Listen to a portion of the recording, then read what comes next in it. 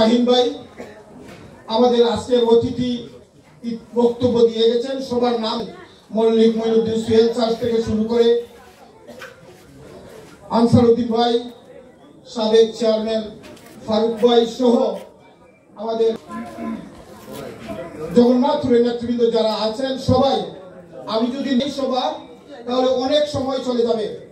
সন্ধ্যা থেকে এখন রাত প্রায় 10:30 মাগরিবের পর থেকে এখন পর্যন্ত কন্টিনিউ আপনারা ছিলেন। ঈদের দিন, ঈদের অনেক নিজের ব্যস্ততা রেখে, ব্যস্ততা শেষ কিছু করে কিছু না করে আপনারা সবাই এসেছেন। ফ্যামিলি টাইম দিতে হয়, তারপরে এসেছেন এবং প্রচুর গরম। আমি আমার ব্যক্তিগত পক্ষ থেকে, দলের পক্ষ থেকে আপনাদেরকে জানাচ্ছি অনেক অনেক কৃতজ্ঞতা, প্রাণ বলে ভালোবাসা। আপনারা আমাকে আজকে যে সম্মান দেখিয়েছেন, যে ভালোবাসা দেখিয়েছেন, এখানে নেতৃবৃন্দরা বক্তব্য দিয়েছেন, এটা জীবনে ভোলার মতো নয়। তাই আমি আমার ব্যক্তিগত পক্ষ থেকে আপনাদেরকে অন্তরের অন্তঃস্থল থেকে জানাচ্ছি ধন্যবাদ এবং কৃতজ্ঞতা। সংগ্রামী সাথী বন্ধুরা, উপস্থিত নেতৃবৃন্দ, আমি শুরুতেই সালাম দেওয়ার পরে গলা ভয়েস নিয়ে ঈদ মুবারক বলছি। আপনারা সবাই ঈদ মুবারক বলছেন সাউন্ড নিয়ে। দীর্ঘ 17 বছর আমার মনে হয় এইভাবে এই জগন্নাথপুর বা শান্তিগঞ্জে এক সুরে কোন ঈদ মুবারক বলতে পারেন নাই। আল্লাহ রাব্বুল আলামিনের কাছে লক্ষ কোটি শুকরিয়া। আমরা নিজের মতো করে আমাদের ঈদকে উদযাপন করতে পারতেছি, এর জন্য আল্লাহ রাব্বুল আলামিনের কাছে শুকরিয়া আদায় করতেছি। আমরা শুকরিয়া আদায় করব যে এই ঈদের আজকে 17 বছর পরে ঈদুল ফিতর আমরা কিছুদিন আগে উদযাপন করেছি। ঈদুল আজহা এবার 17 বছর পরে প্রথম ঈদুল আজহা, যার নেতৃত্বে আমরা এই ঈদুল আজহা আজকে মন খুলে বলতে পেরেছি। আমরা কৃতজ্ঞতা জানাতে হয় সেই নেতাকে, যিনি দীর্ঘ 17 বছর বাংলাদেশের জন্য, বাংলাদেশের গণতন্ত্রের জন্য, আপনার আমার অধিকারের জন্য আপনি আমি যেভাবে ঈদ মুবারক বলতে পারছি, এই আন্দোলন যিনি এই নেতার আন্দোলনের ফসল হিসেবে ফ্যাসিস্টের পতনের কারণে পতন হয়েছে, তাই আমরা মন খুলে ঈদ মুবারক করতে পেরেছি। আমাদের নেতা দেশনায়ক তারেক রহমানের নেতৃত্বে 17 বছর আন্দোলনের ফসল আমরা ফ্যাসিস্টের পতন হয়েছে, গণতন্ত্র মুক্তি হবে ইনশাআল্লাহ। গণতন্ত্রের মুক্তি আংশিক হয়েছে, পুরোপুরি গণতন্ত্র মুক্তি হবে।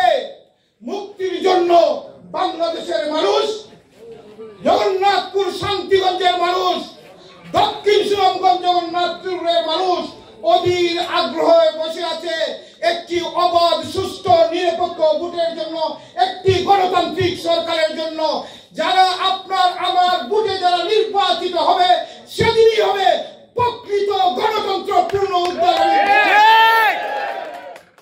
বন্ধুরা আমার, আজকে এই ঈদের দিনে আমরা প্রথমেই শ্রদ্ধার সাথে স্মরণ করতে চাই আজকে যারা যে নেতৃবৃন্দ, আমরা যার দল করি, যার হাতে গড়া দল, শহীদ প্রেসিডেন্ট জিয়াউর রহমানের রুহের মাগফিরাত কামনা করি। আল্লাহ রাব্বুল আলামিন এই ঈদের দিনে আল্লাহ রাব্বুল আলামিনের কাছে দোয়া করি, আল্লাহ রাব্বুল আলামিন যাতে ওনাকে জান্নাতুল ফেরদৌস দান করেন, আমাদের নেতা, প্রিয় নেতা শহীদ প্রেসিডেন্ট জিয়াউর রহমানকে।